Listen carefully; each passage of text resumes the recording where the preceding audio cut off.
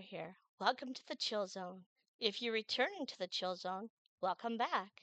If you're new here, welcome. And a word of advice, please don't drive or operate machinery while listening to my video. My voice can be sedating.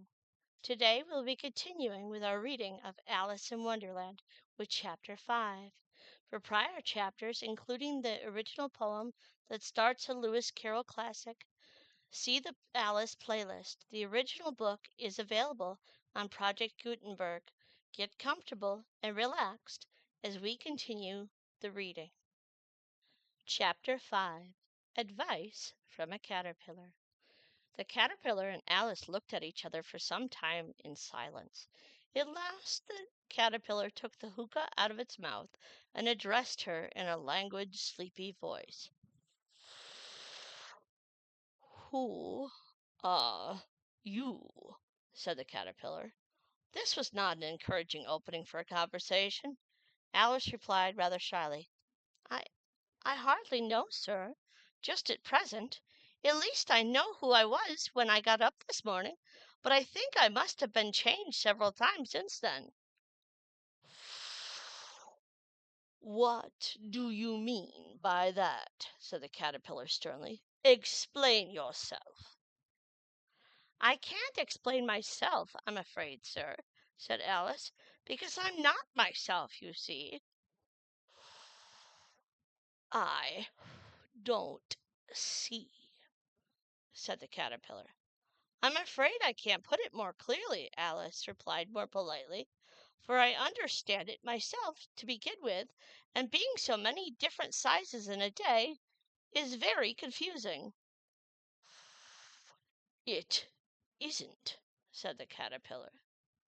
"Well, perhaps you haven't found it so yet," said Alice, "but when you have to turn into a chrysalis, you will some day, you know, and then after that into a butterfly.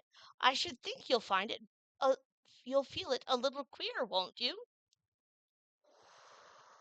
"Not a bit," said the caterpillar. "Well, perhaps your feelings may be different," said Alice. "All I know is it would feel very queer to me." "You," said the caterpillar contemptuously. "Who are you?" Which brought them back again to the beginning of the conversation. Alice felt a little irritated at the caterpillars making such very short remarks, and she drew herself up and said very gravely, "I think you ought to tell me who you are first." "Why?" said the caterpillar. Here was another puzzling question, and as Alice could not think of any good reason, and as the caterpillar seemed to be in a very unpleasant state of mind, she turned away. "Come back," said the caterpillar, called after her. "I've something important to say." This sounded promising, certainly. Alice turned and came back again. "Keep your temper," said the caterpillar. "Is that all?" said Alice, swallowing down her anger as best she could. "No," said the caterpillar. Alice thought she might as well wait, as she had nothing else to do, and perhaps after all it might tell her something worth hearing. For some minutes it puffed away without speaking, but at last it unfolded its arms, took the hookah out of its mouth again, and said, "So you think you're changed, do you?" "I'm afraid I am, sir," said Alice. "I can't remember things as I used, and I don't keep the same size for 10 minutes together." "Can't remember what things?" said the caterpillar. "Well, I've tried to say, 'How doth the little busy bee?' but it came out all different," Alice replied in a very melancholy voice. "Repeat. You are old Father William," said the caterpillar. Alice folded her hands and began. "You are old Father William," the young man said, "and your hair has become very white, and yet you insistently stand on your head. Do you think at your age it is right? In my youth, Father William replied to his son, I feared it might injure the brain. But now that I'm perfectly sure I have not, why I do it again and again. You are old, said the youth, as I mentioned before, and have grown most uncommonly fat. Yet you turn a back somersault in at the door. Pray, what is the reason of that? In my youth, said the sage, as he shook his grey locks, I kept all my limbs very supple. By the use of this ointment, 1 shilling the box, allow me to sell you a couple. You are old, said the youth, yet your jaws are too weak for anything tougher than suet. Yet you finished the goose with the bones and the beak. Pray, how did you manage to do it? In my youth, said his father, I took to the law and argued each case with my wife, and the muscular strength which it gave to my jaw has lasted the rest of my life. You are old, said the youth. One would hardly suppose that your eye was as steady as ever. Yet you balanced an eel on the end of your nose. What made you so awfully clever? I have answered 3 questions, and that is enough, said the father. Don't give yourself airs. Do you think I could listen all day to such stuff? Be off, or I'll kick you downstairs. That is not said right, said the caterpillar. Not quite right, I'm afraid, said Alice timidly. Some of the words have got altered. It is wrong from beginning to end, said the caterpillar decidedly, and there was silence for some minutes. The caterpillar was first to speak. What size do you want to be? It asked. Oh, I'm not particular as to size, Alice said hastily. Only one doesn't like changing so often, you know. I don't know, said the caterpillar. Alice said nothing. She had never been so much contradicted in her life before, and she felt that she was losing her temper. Are you content now? Said the caterpillar. Well, I should like to be a little larger, sir, if you don't mind, said Alice. 3 inches is such a wretched height to be. It is a very good height indeed, said the caterpillar angrily, rearing itself upright as it spoke. It was exactly 3 inches high. But I'm not used to it, pleaded poor Alice in a piteous tone, and she thought of herself, I wish the creatures wouldn't be so easily offended. You'll get used to it in time, said the caterpillar, and put the hookah into its mouth and began smoking again. This time Alice waited patiently until it chose to speak again. In a minute or two the caterpillar took the hookah out of its mouth and yawned once or twice and shook itself. Then it got down off the mushroom and crawled away in the grass, merely remarking as it went, One side will make you grow taller, and the other side will make you grow shorter. One side of what? The other side of what? Thought Alice to herself. Of the mushroom, said the caterpillar, just as if she'd asked it aloud, and in another moment it was out of sight. Alice remained looking thoughtfully at the mushroom for a minute, trying to make out which were the 2 sides of it, and as it were perfectly round, she found this a very difficult question. However, at last she stretched her arms around it as far as they can go and broke off a bit of the edge with each hand. And now which is which, she thought to herself, and nibbled a little of the right hand bit to try the effect. The next moment she felt a violent blow underneath her chin. It had struck her foot.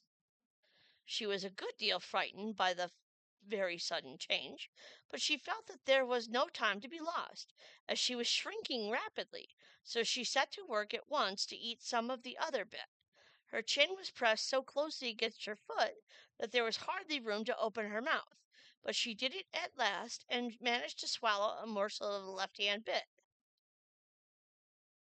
Come, my head's free at last, said Alice in a tone of delight, which changed into alarm in another moment when she found that her shoulders were nowhere to be found. All she could see when she looked down was an immense length of neck, which seemed to rise like a stalk out of a sea of green leaves that lay far below her. "What can all this green stuff be?" said Alice. "And where have my shoulders got to? And oh, my poor hands, how is it I can't see you?" She was moving them about as she spoke, but no result seemed to follow except a little shaking amongst the distant green leaves. As there seemed to be no chance of getting her hands up to her head, she tried to get her head down to them, and was delighted to find that her neck would bend about easily in any direction, like a serpent. She had just succeeded in curving it down into a graceful zigzag, and was going to dive in amongst the leaves, which she found to be nothing but the tops of the trees under which she had been wandering, when a sharp hiss made her draw back in a hurry. A large pigeon had flown into her face and was beating her violently with its wings. "Serpent! I am not a serpent," said Alice indignantly. "Let me alone." "Serpent, I say again," repeated the pigeon, but in a more subdued tone, and added with a kind of sob, "I've tried every way, and nothing seems to suit them." "I haven't the least idea what you're talking about," said Alice.